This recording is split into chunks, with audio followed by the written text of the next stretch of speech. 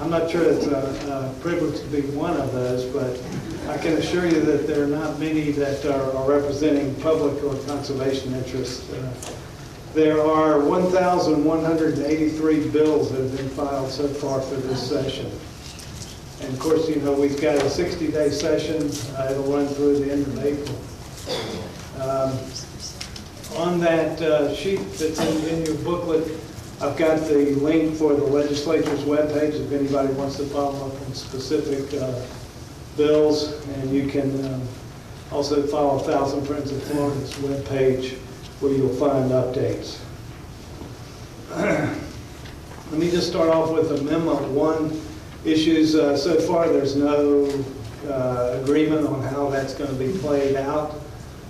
Different ideas are up in Tallahassee that unfortunately are not exactly consistent, I think, with a lot of what the conservation community thought this would be used for. I'm getting over a cold, I apologize. The first year that it goes into effect, 2015, there'll be $758 million that will be available for conservation-related purposes. The big debate is whether or not that money can be used for infrastructure. And of course, most of the conservation groups, or all the conservation groups, don't think that it was intended for that purpose. That's 75% of the voters of the state that approved that amendment, and so we think that's an excellent mandate to move forward in the right direction. There are several bills that are consolidating, in the Senate at least, these monies into a single account where you can track expenditures more readily than in the past. And I'll come back and talk a little more about that. I'm going to hit the growth management bills very quickly. The first one, Senate Bill 484, it actually proposed the elimination of all regional planning councils in the state. When we talked to the sponsor, he said, well, that's really not the intent, although that's certainly what it says. And, but this is maybe a symptom of the kind of thing that we deal with. There's an amendment that will be introduced this week that, by the same sponsor, that retains all the regional planning councils. It eliminates one and redistributes their members into the other 10. So we'll see how far that gets. Excuse me. Senate Bill 562, this would eliminate the DRI program, and in place of it do something called state coordinated review. The DRI program, developments of regional impact, are for the very large scale projects. There haven't been many of them recently, mostly because there's so many exemptions. I think at this point, people are kind of split on whether or not this is significant. To have this kind of review would be better than what we currently have. So we'll see how this plays out going forward. Senate Bill 832. This is dealing with sector plans. This is the very large scale, 15,000 acre plus projects. There are several provisions that would weaken local government's ability to review and approve or seek information regarding these kind of projects. We think that that's not in the state's best interest to do that. We're told that this bill will be substantially rewritten before it's heard in committee. Senate Bill 1244, unfortunately, is symptomatic of a property owner not getting what they want, running to Tallahassee and trying to get the law changed in their favor. This would deal with constrained agricultural parcels. And it's for parcels that are 6,400 acres or less that are surrounded by other approved residential, commercial, or industrial uses. This person couldn't qualify under the Ag Enclave legislation, so they sought a specific change that would provide relief for their project. Senate Bill 1216 creates something called connected city corridors. It's almost like a linear job creation, high-tech plan amendment process that would allow local governments to do what amounts to a sector plan without going through the sector planning process. We're waiting to get more information on that.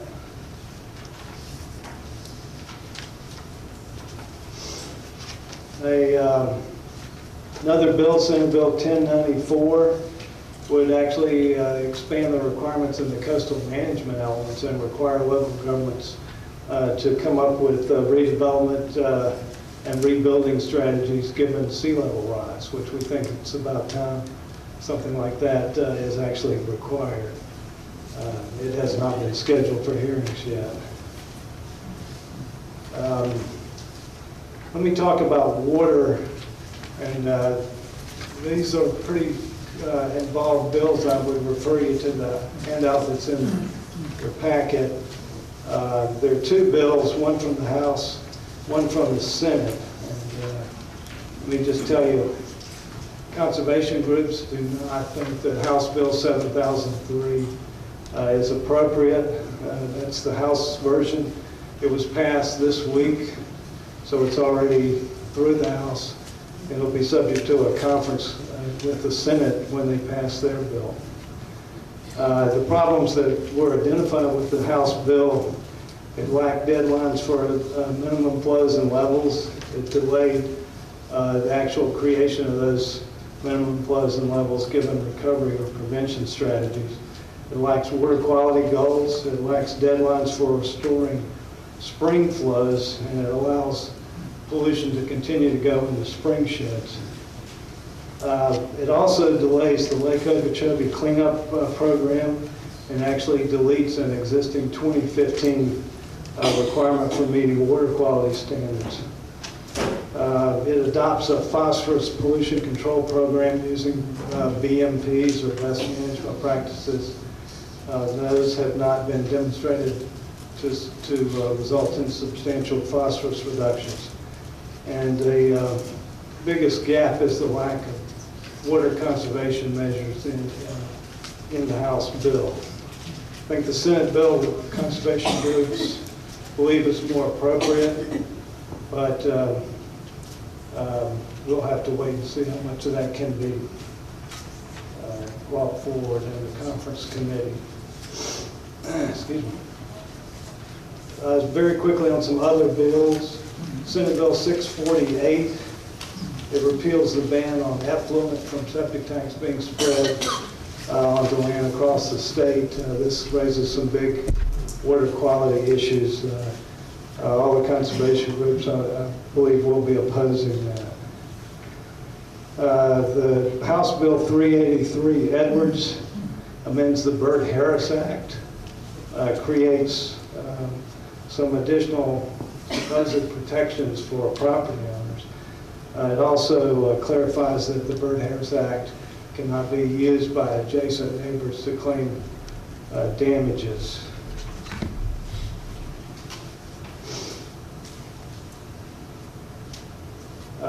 House Bill 551, Senate Bill 1424 requires the insertion in the local comprehensive plans of a private property rights element. The idea is supposedly that this is necessary in order to protect private property rights. This bill came up last year and never made it out of committee, so we hope that happens again. Senate Bill 1312. This is an anti-SLAPP suit bill, which is interesting. It would say that the policy of the state of Florida is to prohibit SLAPP suits against citizens that are participating in public processes. You think it has any chance to pass? Well, we hope so. The Senator Simmons in the Senate, strong Republican, and he is the